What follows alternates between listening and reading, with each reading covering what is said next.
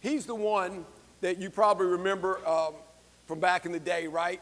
This is the one that he calls out to Eli. They're sleeping one night, and he goes and wakes him up. Did you call me? And he said, no, go back to sleep. And he goes to him again. And he says, man, did you call me? He said, no, go back to sleep.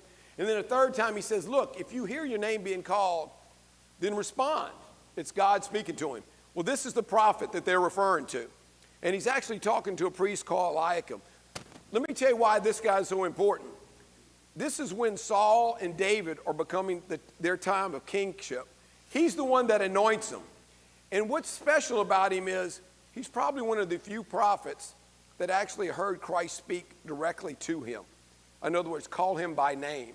As a result, his mom, see, this gets started because his mom doesn't have any children, Hannah. And she begs God, and she goes to the temple and praying. Unbeknownst to her, there's a high priest there. And she's actually praying that if you give me a son, I will dedicate him to the church, which means somewhere around the age 3 or 4, you got to give him up. That's a pretty powerful statement to make. I mean, how many of us would have lived to that obligation? And this is how it works. So as a result, the day comes. He's about age 3 or 4. She brings a bull. She brings the flour. She brings the wine, everything to offer her son up. And her son becomes Samuel, the great prophet.